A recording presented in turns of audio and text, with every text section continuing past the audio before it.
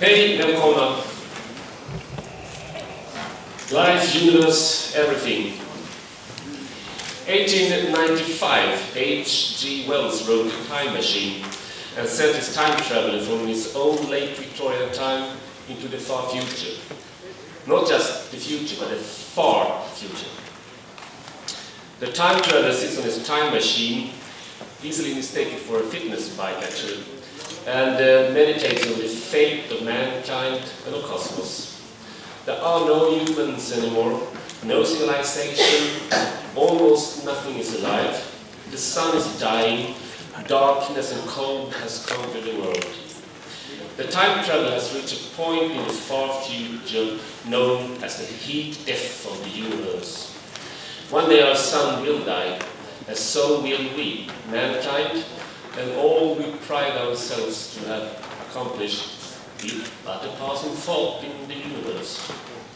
Anyway, this kind of fiction was impossible before scientists came up with strange notions like the second law of thermodynamics, and before that evolution, and after that relativity.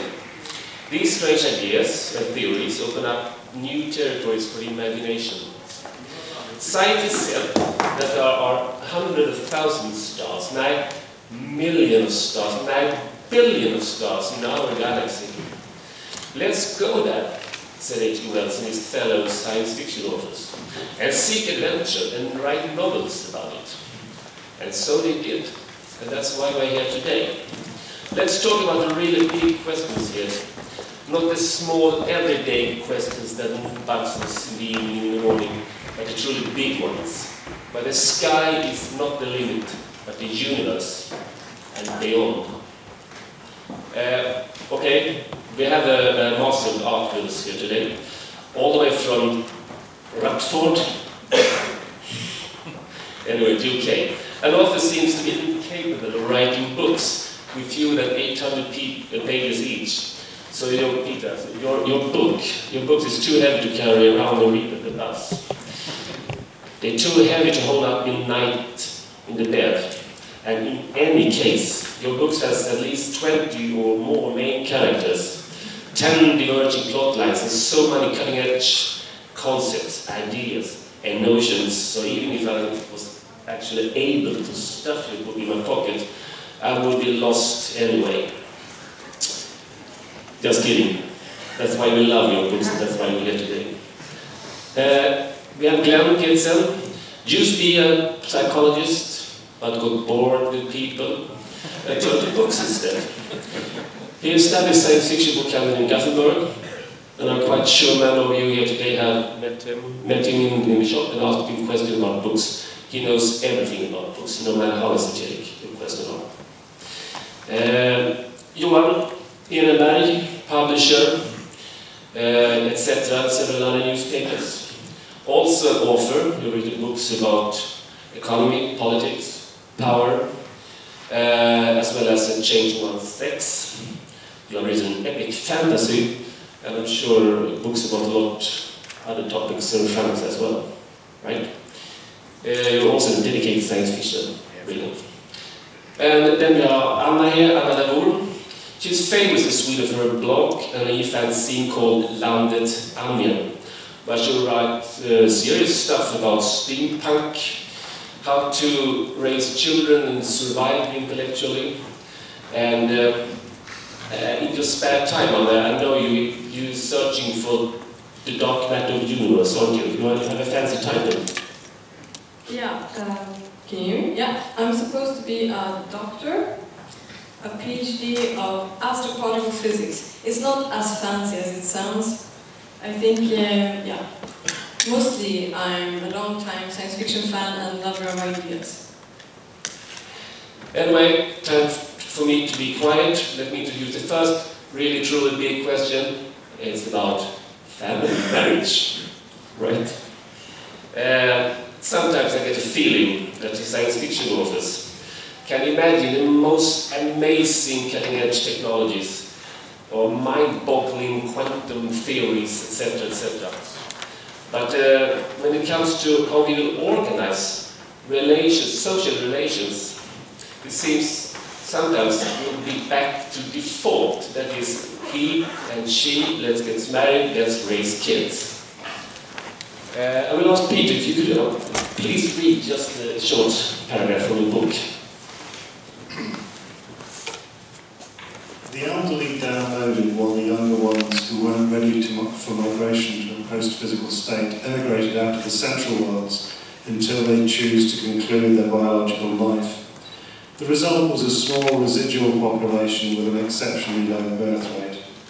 The delivery man and Lizzie were a noticeable exception in having 3 kids, but then they registered a marriage as well and had a ceremony in an old church with their friends witnessing the event.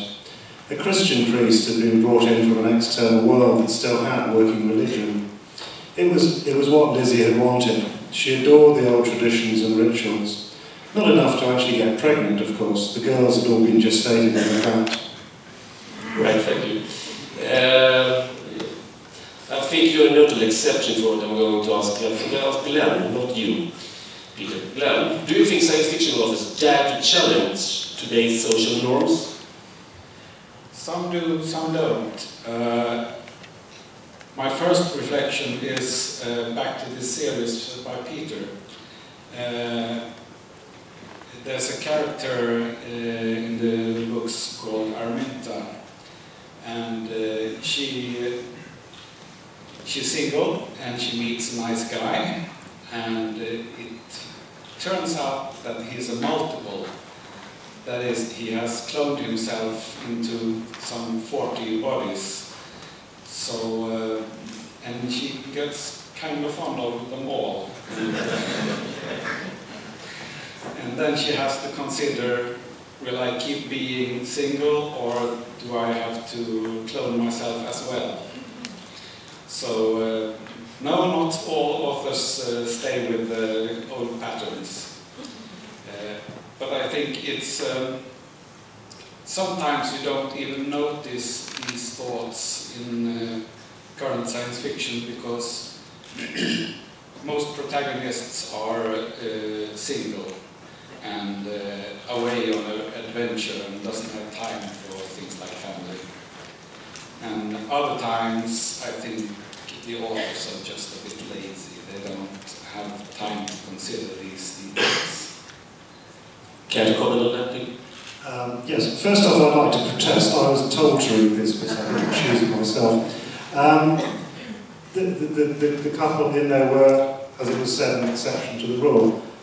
To do with social wars, my interest in science fiction is partly derived from the impact technology will have on society. Like we said, the multiples are a good example. I still maintain that parents will be the best way to bring up children, whether it's heterosexual, bisexual, whatever, multiples. You still need loving people to bring up children. You don't have them in vats and palm them out to an authority or something like that. I think that start of human identity, I think that will remain a constant, and I think that's a good thing. How you develop into the society that you're born into afterwards, of course, that is where the spread of science fiction comes in. In this series, there's a big choice of cultures you can go and live in. It was hinted at the external worlds, the higher worlds, and then you, at the end, if you don't want to physically die, you download your memories. That's a very different culture. It has very different ideologies, very different ways of living than we do today. But that start for all people with a stable, nice family upbringing, I don't think that will alter. Anna?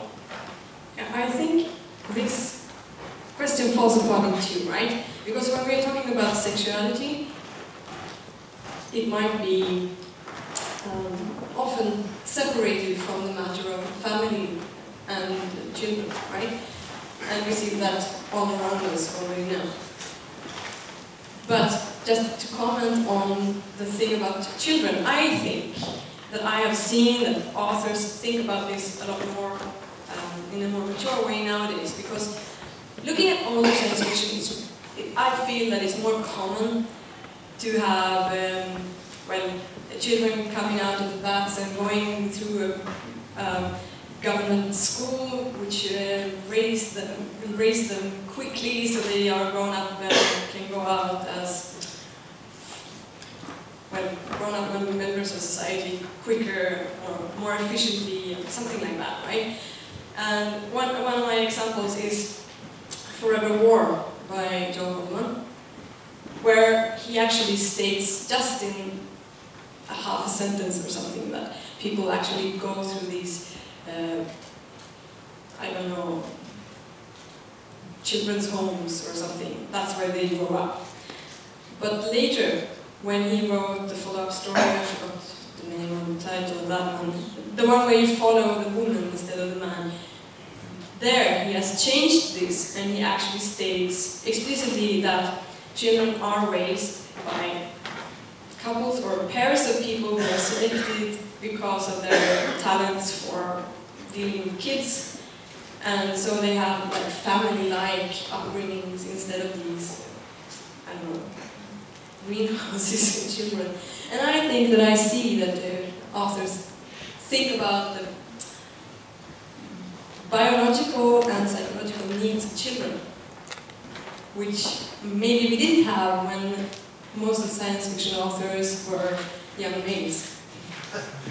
Well, I think one of the interesting things with science fiction is that you can always see what period of in our time it is written. And if I haven't yet read a book where, which I think will come, the equality between the sexes. I also think that the sexes will be quite uninteresting in the long run. But I haven't read a book where you have equality. Because it's very hard to write without falling back to yourself or falling back to the things you come from.